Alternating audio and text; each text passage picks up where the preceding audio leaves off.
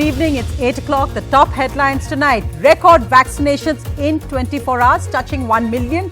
But also a fresh rise in India cases, crossing 17,000 for the first time since January. More than 50% of the cases are from Maharashtra.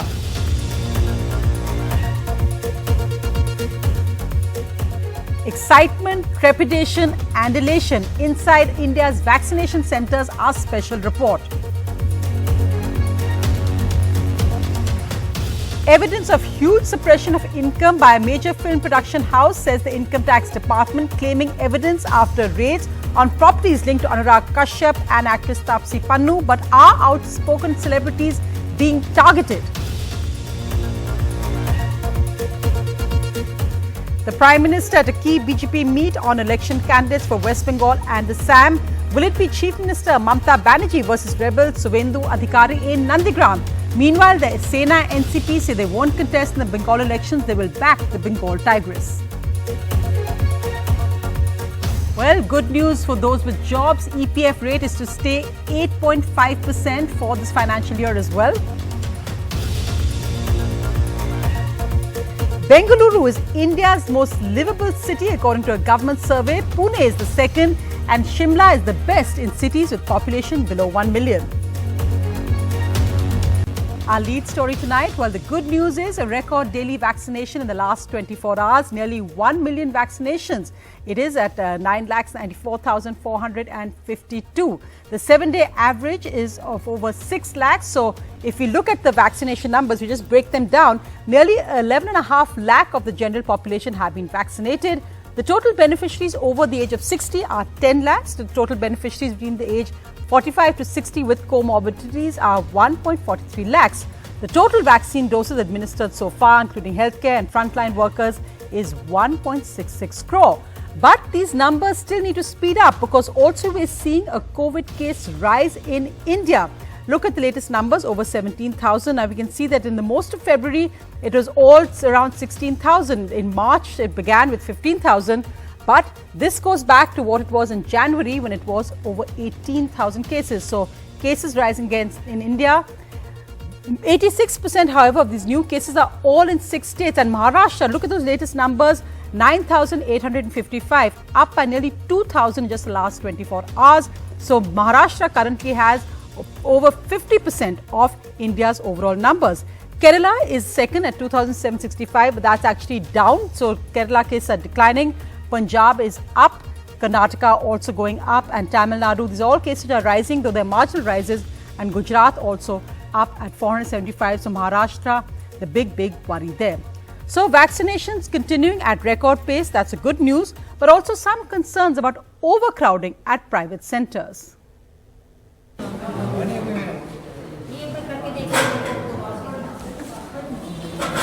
Over 1.1 million of India's general population vaccinated in the first 3 days as India's vaccination graph continues to improve. The rise is evident on the ground, especially in private hospitals which are seeing long queues all day and where daily shots have gone up from 150 a day to about 600 each in prominent hospitals like Apollo and Max. They are coming in large numbers every day. We are trying our level best to make the whole process very smooth for them. Though there are little hiccups in the beginning, that was expected. But now things have become much smooth as compared to day one. Now we have given 2,000 shots from day one till now. The rush in private hospitals has now compelled many, like 65-year-old Indira Agarwal, a retired teacher, and her husband, 65-year-old Pradeep, a retired banker, to go to a government hospital. Max वगैरह में actually बहुत भीड़ थी। Phoenix R block में ही है हमारे घर के पास, लेकिन उधर भी बहुत ज़्यादा रश था। लोग कह रहे थे जैसे मैक्स में आज रजिस्ट्रेशन करवाओ, कर रहे हैं वो लोग भी रजिस्ट्रेशन, लेकिन नेक्स्ट डे फिर सुबह जाओ तो नंबर आ जाता है, otherwise you have to wait for hours. So हमने कहा ठीक है, लेकिन यहाँ हम आए, हमने कहा एक बार देख लेते हैं, तो यहाँ में बहुत अच्छा लगा। कोविशील्ड वैक्सीन लगा रही हूँ सर मैं आपको। Several public figures were also seen getting vaccinated today. Union Finance Minister Nirmala Sitharaman, Delhi Chief Minister Arvind Kejriwal, Himachal Chief Minister Jairam Thakur, The Lieutenant Governor of Delhi, Anil Baijal, and the Lieutenant Governor of Jammu and Kashmir, Manoj Sinha. पिछले 2-3 दिन से काफ़ी सारे लोग हमारे यहाँ लोकनायक में आ रहे हैं। माननीय प्रधानमंत्री जी ने लगवाया है, आज माननीय मुख्यमंत्री जी ने हमारे यहाँ पे वैक्सीन लगवाया है, तो निश्चित रूप से लोग ज़्यादा से ज़्यादा अब वैक्सीन सेंटर पे आ रहे हैं वैक्सीन लगाने के लिए। India plans to vaccinate nearly 30 crore people by July 2021. And the positive start of the vaccination drive is a good sign that India might succeed in turning that goal into reality as the days progress and the vaccination pace picks up further. In New Delhi with camera person Sushil Rathi, this is Sukirti Dwivedi for NDTV. And across the country, we'll be bringing you reports from inside vaccination centers as senior citizens queue up. It's a mixture of emotions, excitement, trepidation and elation. Siddharth Chaudhary, a resident of Delhi's Ashok Vihar, registering on the government's CoWIN portal on behalf of his parents for the COVID vaccine. Siddharth's parents, Satish and Madhu Chaudhary, both senior citizens with comorbidities, finally ready to take the COVID vaccine shot. I was happy, I was thrilled, and I really wanted to come to the center for the vaccination. We are being vaccinated today, and we got ourselves registered online, and then we have come here. On the 23rd of February, the government had announced COVID vaccination will be made available for those over 60 and those over 45 with comorbidities from the 1st of March. Life hasn't been easy for the elderly staying indoors for a whole year. It was tough at times. You are not out, you were not coming out of the house. But as the situation was going on, so we passed our time in looking TV, cooking sessions, and having a chat with children, with relatives, with friends. That was the only source, and this was how we passed the time. Otherwise also helping people, listening them, their difficulty. Really they have given up like this. As we heard the death of people, so it was so horrible. No one could see their face also. It was really tough. Aadhaar card we have shown them, both of us, and finally we are in the queue. No problem. Whatever the formality they have said, we have fulfilled it. We are on the track and we are thrilled to get ourselves vaccinated. They have to watch for the signs and symptoms for the fever या body pain. अगर कुछ हो तो normal tablet ले सकते fever के लिए, नहीं तो हम advise करेंगे कि hospital में आसपास में clinic में दिखा सकते हैं. I'm happy. I'm thankful to all the staff, to the doctors, to you also, and I'm happy. I'll be waiting for half an hour, taking Dolo medicine. We will be spending our life yearly. Hope it will go smoothly. And well, it was also time for that selfie. Very much difficult for my parents, not for my parents, also for me also, because घर पे ही रहते थे. तो अब vaccine भी लगी है तो इट्स गुड, ठीक है, सभी लगवाइए. मैं तो यही कहूँगा सबको वैक्सीन के लिए.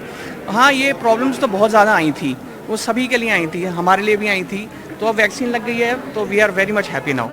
The Chaudharys can now live a more relaxed life after a difficult year that 2020 was, especially for the elderly. At vaccination centers, there is an increasing number of senior citizens and those with comorbidities working in and registering themselves online to get that shot of vaccine against COVID-19. So far, over 1 million senior citizens have already taken the COVID vaccine. After almost 1 year of staying indoors and preventing themselves, they finally see light through this shot of hope. With camera person Manoj Thakur in Delhi, Shanakshi Chakrabarti for NDTV.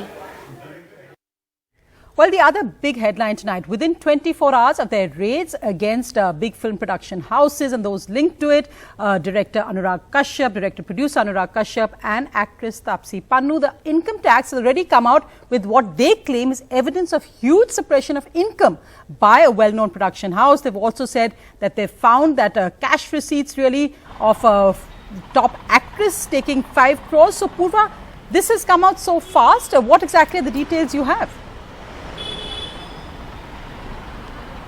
Well, in fact, the income tax department has said that yesterday about 28 locations were searched, and it was not only in Mumbai and Pune, but they also mentioned in Delhi and Hyderabad as well. And what they have found out so far is that about 300 crore of discrepancy has been found, and then about 350 crore of undervaluation and manipulation of share transaction has also been found, and cash receipts of up to 5 crore has been recovered from the leading actress.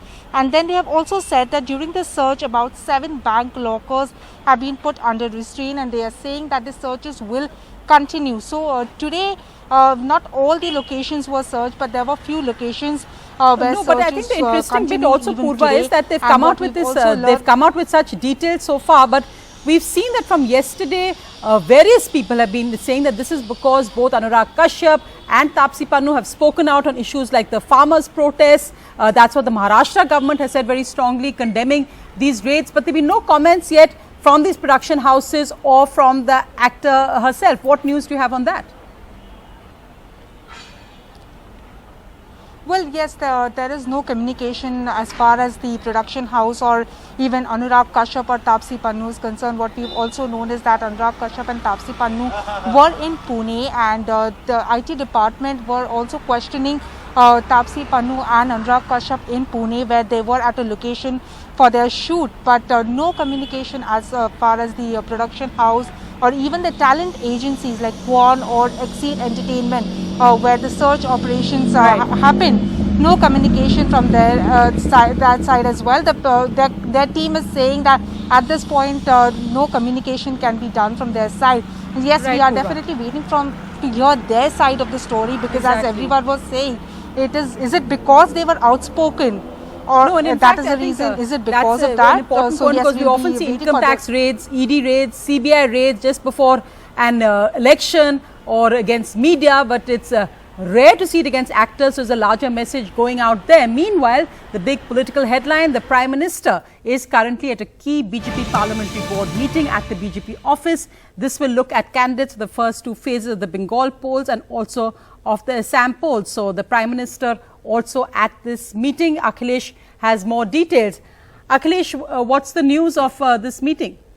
Right now, they are discussing candidates for the Assam Assembly polls. So we have been told by the sources that around 80 to 85 names will be finalized today, and immediately after that, the West Bengal names will be taken up. It will be interesting to see, Sonia, whether Shubhendu Adhikari's fielded from his own seat in Nandigram, because Mamata Banerjee has already announced that apart from her traditional Bhawanipura seat, she will be contesting from Nandigram also. This is part of the strategy of the TMC to pin down Shubhendu Adhikari in Nandigram, so that he does not go out for campaigning in the East Midnapur and nearby areas, because he has been given a target of at least 50 seats by the BJP. And another interesting factor is that Dilip Ghosh, who is the state BJP chief, he will not be contesting because he himself considers himself as a CM candidate, but he is not likely to be fielded by the BJP. And Mukul Roy, who has switched over from TMC to the BJP, he is also not likely to contest the assembly polls. So all focus right now is on Shubhendu Adhikari, whether he will be fielded from Nandigram or not.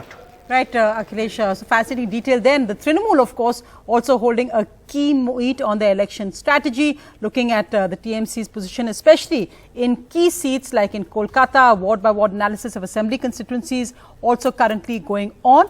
Also, today, smaller parties like the Shiv Sena, the NCP, which don't really have any stand in the West Bengal polls, have said that they will not contest. The reason they're saying is they want to be a united opposition, in a sense, backing Chief Minister Mamata Banerjee, whom the Shiv Sena described as a Bengal tigress. This, of course, as the Congress and left are fighting separately in an alliance of their own. A state election with national ramifications.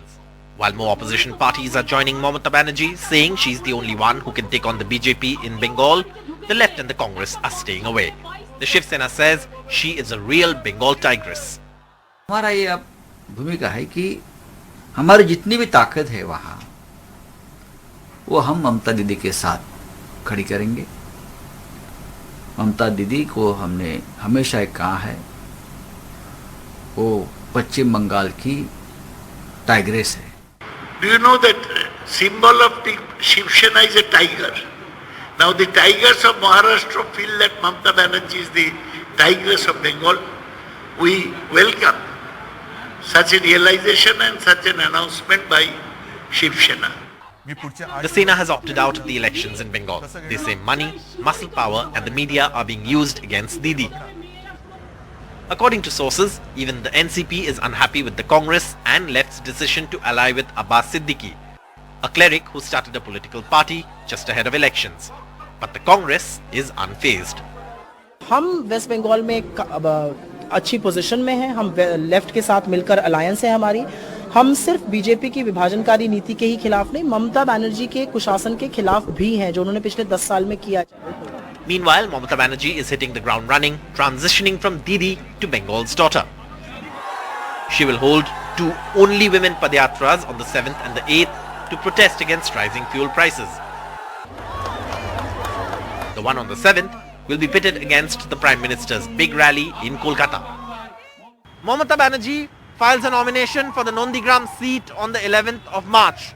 This is the very seat from where her former trusted aide and current BJP leader Shubhendu Adhikari was MLA before resigning.